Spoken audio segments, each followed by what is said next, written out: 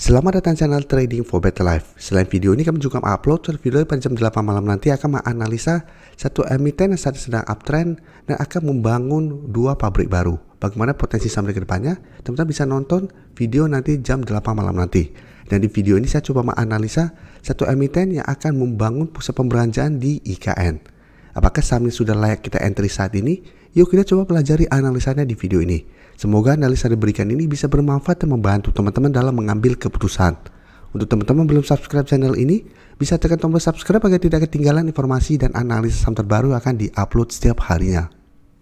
Sebelum saya akan mulai analisa, kita coba baca dulu artikel dengan judul Pewon bakal bangun pusat pembelanjaan di IKN.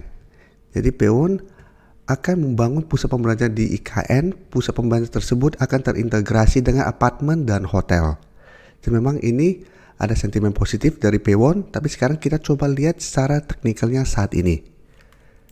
Bisa kita perhatikan Pewon saat ini atau hari Jumat kemarin masih turun 2% lebih ke 478.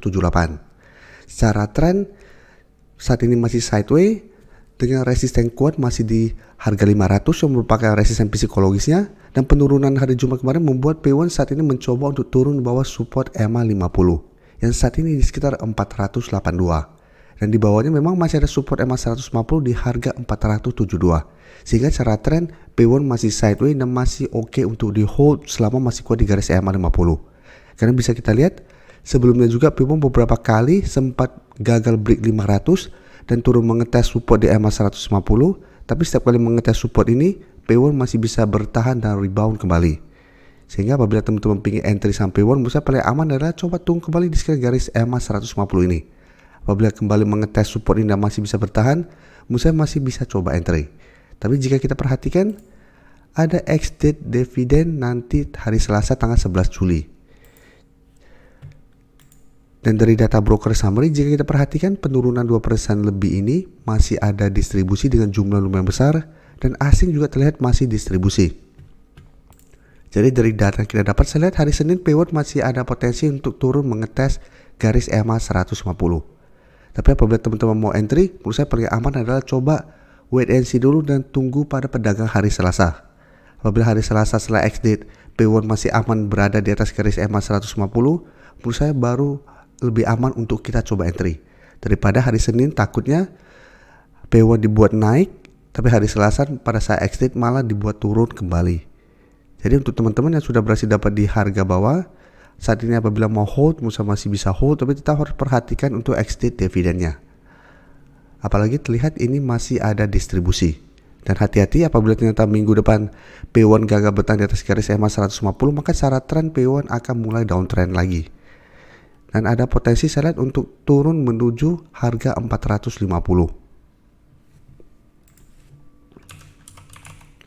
Selanjutnya CTRA juga bisa kita lihat. Secara tren juga sudah mulai melemah. Sebelumnya beberapa kali masih bisa berada di atas garis EMA 50, tapi 2 minggu terakhir ini bisa kita lihat CTRA sudah turun di bawah garis EMA 50. Dan hari Jumat sempat turun mendekati garis EMA 150 di harga 1025. Jadi saat ini garis EMA 50 di harga 1080 sudah berubah menjadi resisten, dan hari Jumat CTRA masih turun 0,48% ke 1045. Jadi secara tren CTRA saat ini sudah tidak bergerak uptrend. Jadi garis uptrendnya sebenarnya sudah patah, dan saat ini apabila bertahan di garis EMA 150 maka trennya masih akan sideways. Tapi ingat, ini juga ada ex-date dividen hari Selasa nanti. Dan dari data broker summary pun bisa kita lihat penurunan hari Jumat kemarin masih ada distribusi. Asing juga 1 minggu terakhir ini masih distribusi saham CTRA. Jadi untuk CTRA, menurut saya trading plan-nya sama dengan Pewon. Apabila mau entry, wait and see dulu, dan paling bagus adalah coba tunggu hari Selasa. Apabila hari Selasa masih kuat di garis EMA 150, apabila teman-teman mau coba entry, Musa masih bisa coba pantau, tapi pertimbangkan untuk take profit apabila setelah berhasil bertahan di garis EMA 150, CTRA masih kesulitan untuk naik di atas garis EMA 50 ini. Atau hold saja terus selama garis EMA 150 tidak terlewati. Tapi ingat, selama masih gagal naik di atas garis EMA 50, CTRA secara tren sebenarnya sudah melemah. Jadi masih ada potensi untuk sideways cenderung downtrend, jadi harus hati-hati. Selanjutnya SMRA, jika kita lihat secara tren saat ini masih oke. karena masih kuat berada di atas garis EMA 50 150. Dan untuk SMRA, ex-date dividennya sudah lewat. Jadi pada saat ex-date tidak terkena dividend trap dan masih kuat berada di atas garis EMA 50, sehingga SMRA masih layak untuk di hold. Dan saat ini bisa kita lihat belum sempat turun mengetas garis EMA 50, baru di sekitar support 660, SMRA sudah bisa bertahan dan rebound kembali. Jadi cara tren SMRA untuk tren jangka menengah, trennya sebenarnya masih bergerak tren.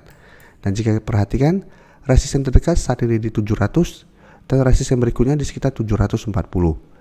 Dan untuk supportnya saat ini di 660 dan support EMA 50 saat ini di sekitar 650. Sedangkan untuk support EMA 150 saat ini di sekitar 620. Jadi SMRA apabila teman-teman sudah berhasil dapat di harga bawah, menurut saya saat ini masih sangat layak untuk di hold.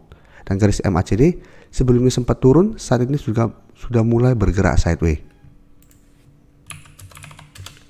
Dan dari data broker summary, jika kita perhatikan penurunan hari Jumat kemarin sebenarnya tidak ada akumulasi maupun distribusi. Sedangkan asing memang masih distribusi saham SMRA. Jadi untuk SMRA, apabila teman-teman mau pantau, menurut saya paling aman adalah coba tunggu kembali di sekitar 660 sampai garis EMA 50 apabila teman-teman ingin coba entry untuk swing trade. Dan target take profit menurut saya tetap di sekitar harga 700 sampai 740 apabila memang masih gagal break target harga ini.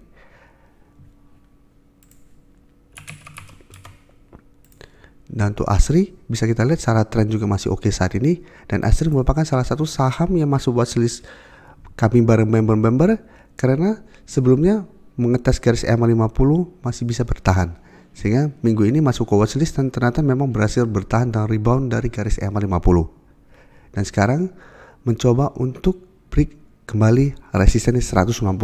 Jadi bisa kita lihat secara history ASRI sempat beberapa kali gagal break resisten, tapi setiap kali turun mengetas garis EMA 50 berhasil bertahan dan rebound.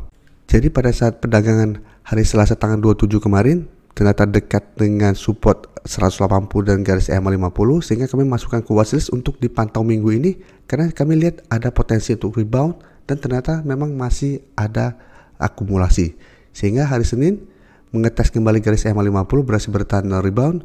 Dan saat ini sudah mendekati target di sekitar 190 untuk target take profit. Dan hari Jumat memang ASRI masih gagal naik dan turun 0,53% ke 187. Dan dari data broker summary jika kita lihat penurunan ini juga sebenarnya tidak ada akumulasi maupun distribusi.